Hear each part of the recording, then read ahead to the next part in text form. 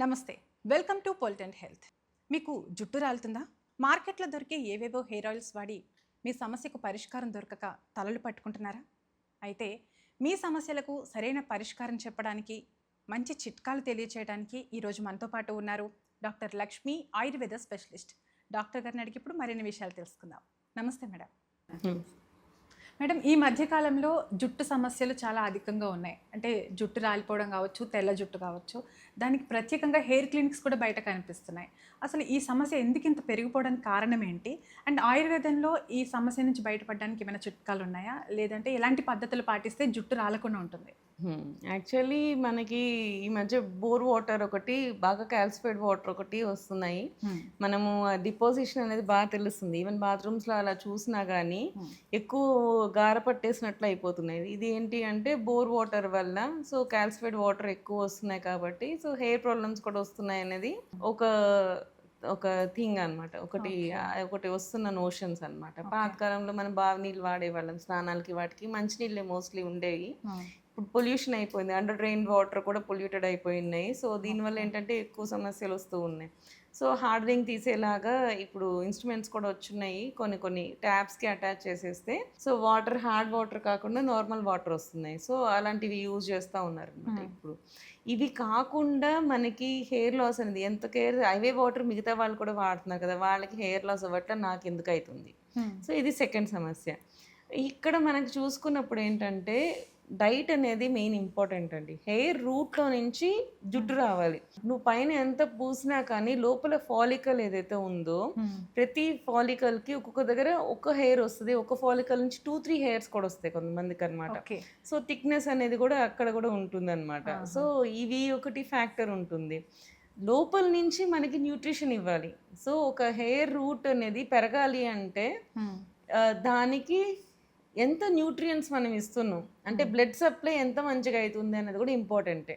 So ఆ బ్లడ్లో ఎంత న్యూట్రియంట్స్ ఉన్నాయి అనేది కూడా ఇంపార్టెంటే. సో మనం తీసుకునే ఫుడ్ కానీ హెల్దీగా ఉంటే జుట్టు ఆటోమేటిక్గా పెరుగుతుంది. Like high protein food, protein మంచిగా ఉన్న ఫుడ్ తీసుకుంటే హెయిర్ కూడా లాస్ అవ్వదు. సో అట్లాగా అనమాట. అంటే వేరుశెనగపప్పు తీసుకోవడం, నువ్వులు తీసుకోవడం, ఇట్లాంటివి తీసుకుంటే మన ఫుడ్లో నార్మల్గా తీసుకుంటే ఆటోమేటిక్గా సెట్ అవుతుంది. కొంతమంది అంటారు ఇవన్నీ తింటే లావ్ అయిపోతాం కదా అని. సో ఇట్లాంటి వాళ్ళకి ఇంకొక చిట్కా చెప్తాను నేను. తెలగపిండి తెలుసా మీకు?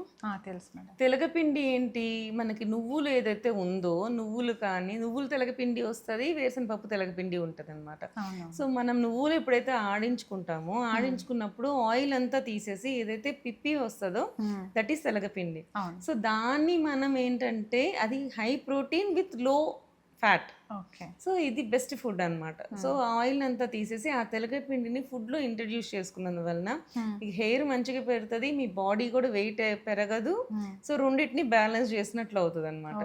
సో అట్లాంటి తెలగపిండిలు యూజ్ చేసుకోండి. మీరే ఆయిల్ పట్టించుకోండి. దానివల్ల ఏంటంటే కోల్డ్ ప్రెస్డ్ ఆయిల్ మీకే వచ్చేస్తుంది. ఏదైతే మీకు ఎక్స్ట్రా తెలగపిండి ఏదైతే ఉంటుందో అది ఫుడ్లో ఇంట్రడ్యూస్ చేసుకోండి. దానివల్ల ఏంటంటే మీకు ప్రోటీన్ రిచ్ ఫుడ్ మీ బాడీకి వస్తుంది, ఆయిల్కి ఆయిల్ బయటకు వచ్చేస్తుంది. సో మీ హెవీ ఆయిల్ తీసుకోకుండా ఉన్నట్లు ఉంటుంది, హెల్దీ ఆయిల్స్ కన్సంప్షన్ అవుతాయి. సో కోకోనట్ కూడా సేమ్ అనమాట, కోకో పీట్ బయటకు వస్తుంది. సో అది మీన్స్ కోకో పౌడర్ ఏదో డ్రై పౌడర్ వస్తుందో ఆ డ్రై పౌడర్ కూడా వస్తుంది. దీన్ని మనం ఏంటంటే గ్రేవీ కర్రీస్లో యూజ్ చేసుకోవచ్చు. లైక్ కోకోనట్ ఆయిల్ మనం తీసేసాం, హెయిర్కి వాడుకోండి, వర్జిన్ ఆయిల్ లాగా వస్తుంది. సో ఎక్స్ట్రా ఏదైతే మనకి పిప్పి బయటకు వచ్చిందో దాన్ని మీరు కర్రీస్లో వాడుకోండి. లైక్ చికెన్ కర్రీయో లేకపోతే ఏమైనా గ్రేవీ కర్రీ చేసుకుంటున్నారు, సమ్ మిక్స్డ్ వెజిటబుల్ కర్రీ చేసుకుంటున్నారు, అట్లాంటి వాటిల్లో ఈ పౌడర్ని యూజ్ చేసుకోండి. లైక్ ఆయిల్ తీసేసిన కోకోనట్ పౌడర్ని. సో ఇట్లాంటివి యూజ్ చేసుకున్నప్పుడు మీకు బాడీకి హెల్దీగా వస్తుంది. మీ ఆయిల్ ఏదైతే ఎక్స్ట్రాక్ట్ చేస్తారో మీకు హెల్దీ ఆయిల్ కూడా మీకు బయటకు వస్తుంది. ఈ మధ్య చూసాం కొన్ని కంపెనీస్ ఆయిల్ కూడా పైకి కోకోనట్ ఆయిల్ అని చెప్పి పెడతారు, వెనక ఇంగ్రీడియంట్స్ చూస్తే ఏమో ఈ మినరల్ ఆయిల్ అవి యాడ్ చేసేసి ఇస్తున్నారు అని చెప్పి చూస్తున్నాం. సో ఇది కూడా one thing for the hair loss అనమాట. సో ఇట్లాంటి అడల్టరేషన్స్ కూడా జరుగుతున్నాయి. సో అవి కూడా మీరు జాగ్రత్తగా ఉండండి. ఏదైనా ఒక హెయిర్ ఆయిల్ కొనేటప్పుడు ఫస్ట్ మనం చూసుకోవాల్సింది ఏంటంటే వెనక్కి తిప్పి ఇంగ్రీడియంట్స్ చూసుకోండి. అసలు ఈ ఆయిల్ దేంతో తయారు చేశారు, ఆ ఆయిల్ దేంతో తయారు చేశారన్న దాన్ని బట్టి ఆ ఆయిల్ని యూజ్ చేస్తే అప్పుడు మీకు హెయిర్ మంచిగా ఉంటుంది. సో అది కూడా ఇంపార్టెంటే. ఎక్కువ అరోమాస్ ఉన్న ఆయిల్స్ మనం వాడామనుకోండి అది కూడా ప్రాబ్లం వస్తుంది. అంటే like almond oil, jasmine oil ఇలా యూజ్ చేస్తారు. ఆల్మండ్ ఆయిల్ కొంతవరకు బెటర్, బట్ జాస్మిన్ ఆయిల్లో కూడా ఎసెన్సెస్ యూజ్ చేస్తారు. ఎసెన్సెస్ యూజ్ చేసినప్పుడు అది కూడా హెయిర్ లాస్కి అయిపోతుంది. సో అది కూడా మనకు జాగ్రత్తగా చూసుకోవాలి, ఏ ఆయిల్ అంటే ఏది ఎవరికి మంచిది అన్న దాన్ని బట్టి. సో అట్లాంటివి కొన్ని చూసుకోవాల్సింది. ఇవి కాకుండా హెయిర్ లాస్, ఇది సెకండ్ పాయింట్ ఎందుకు హెయిర్ లాస్. థర్డ్ దగ్గరికి వచ్చినప్పుడు స్ట్రెస్ వచ్చి జుట్టు రాలిపోతూ ఉంటుంది. సో స్ట్రెస్ వచ్చి జుట్టు రాలిపోతున్నప్పుడు స్ట్రెస్ వల్ల మనకి ఏదైతే ఉందో ఆ హెడ్ అంతా హీట్ అయిపోతుంది. ఆ హీట్ అయిపోయినప్పుడు ఏంటంటే నైట్ టైం మనము హెయిర్ని మంచిగా మసాజ్ చేసుకుంటే సో ఆ స్ట్రెస్ అనేది తగ్గుతుంది, బ్లడ్ అనేది మంచిగా ఫ్లో అవుతుంది. సో నెమ్మదిగా అది రిలీవ్ అవుతుంది అనమాట. సో అట్లాంటి వాళ్ళకి కంపల్సరీగా మసాజ్ చేసుకోవాలి, హెడ్ మసాజ్ చేసుకోవాలి. అట్లాంటి వాళ్ళకి స్ట్రెస్ రిలీవ్ అవుతుంది హెడ్ మసాజ్ చేసుకుంటే. అండ్ శిరోధార అని చెప్పి చేస్తాము ఆయుర్వేదిక్లో, ఒకసారి హెయిర్ ఆయిల్స్కి చేసి మనకి ధార చేస్తామన్నమాట. సో అట్లాంటివి యూజ్ చేసుకున్నది కూడా స్ట్రెస్ తగ్గుతుంది. స్ట్రెస్ తగ్గితే ఆటోమేటిక్గా జుట్టు రావడం తగ్గుతుంది. సో ఇట్లా అనమాట. సో ఇవన్నీ ఏది నీకు ప్రాబ్లం వస్తుంది, దేనివల్ల నీకు జుట్టు రాలిపోతుంది, ఆ సమస్య నువ్వు తెలుసుకోగలగాలి ఫస్ట్.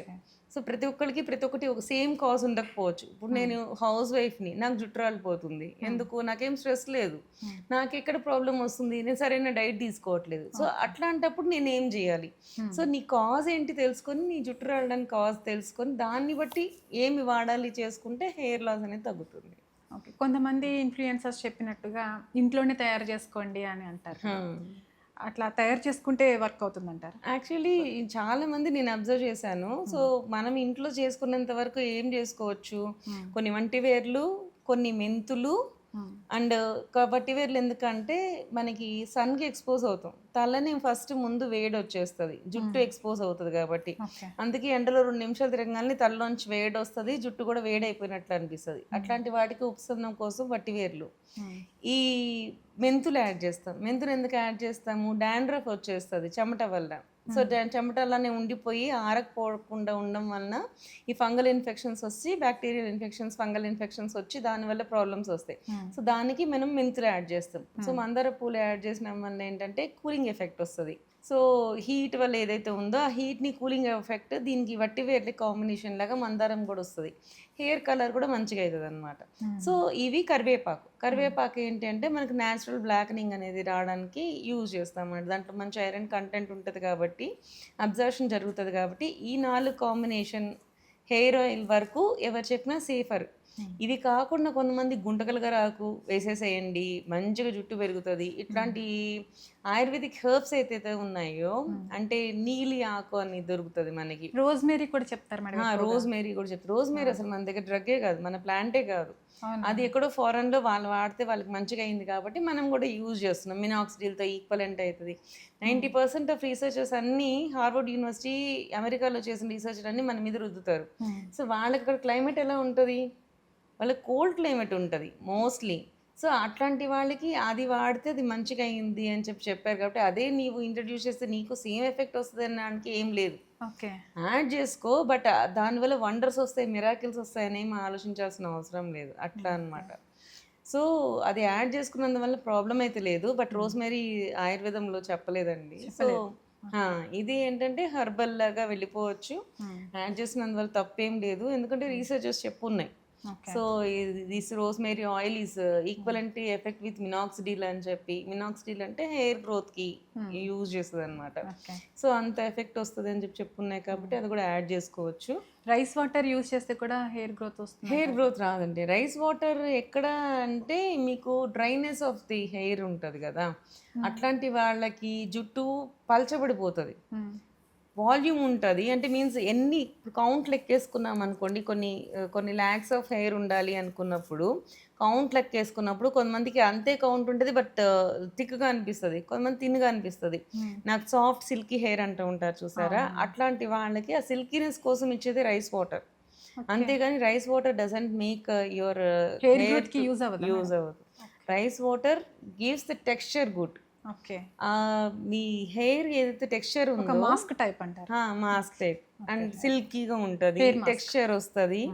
సో చూడడానికి బౌన్సీగా వస్తుంది, అట్లా అవుతుంది. అంతేగాని దాన్ని ఏమంటారు ఫాలికల్స్ నుంచి హెయిర్ రావడం అనేది మనకి అది పర్ఫెక్ట్ జుట్టు పెరగడం అనేది మనం ఫ్లాక్స్ సీడ్స్ కూడా హెయిర్ గ్రోత్కి యూజ్ అవుతుందంట. ఫ్లాక్ సీడ్స్ కూడా ఏంటి, మీరు దాన్ని నానబెట్టి దాన్ని జిగట తీసి జుట్టుకు పోయమని చెప్తారు, ఇది చూపించేది. అది కూడా సేమ్ మెంతుల్లాగా యాడ్ చేస్తుంది అన్నమాట. సో అది కూడా మెంతుల్లాగా యాడ్ చేస్తుంది. మనకి డాండ్రఫ్స్ ఏవైతే ఉన్నాయో ఆ డాండ్రఫ్ సంబంధించిన ఫంగల్ ఇన్ఫెక్షన్స్ ఏవైతే ఉన్నాయో అవి తగ్గించడానికి ట్రై చేస్తుంది. హెయిర్ని కూడా సిల్కీగా చేస్తుంది, వాల్యూమ్ ఇస్తుంది. ఫ్లాక్స్ సీడ్స్ వల్ల డాండ్రఫ్ తగ్గుతుందంటారు. తగ్గుతుంది. ఓకే, దాన్ని డైట్లో తీసుకుంటే మేడం? డైట్లో తీసుకుంటే కూడా మంచిదేమో. డైట్ హైయెస్ట్ ఫైబర్ ఉండేది ఫ్లాక్ సీడ్స్. ఇది అసలు ఆయుర్వేదంలో ఎప్పుడో చెప్పారు ఫ్లాక్ సీడ్స్ గురించి. ఇప్పుడు ఈ మధ్య దాన్ని అవేర్నెస్ తెచ్చారు. కానీ అతసి అనేది that's a wonder drug. Flax seeds అనేది అతసి పుష్పం దగ్గర నుంచి, అది పువ్వుల దగ్గర నుంచి, ఈ ఫ్లాక్ సీడ్ ఫ్లవర్ దగ్గర నుంచి, సీడ్స్ దగ్గర నుంచి ఇది మంచి డ్రగ్ అతసి అనేది అని ఎప్పటి నుంచో చెప్పారు. ఈ అతసి ఆయిల్ కూడా దొరుకుతుంది మనకి, ఫ్లాక్ సీడ్ ఆయిల్ కూడా దొరుకుతుంది.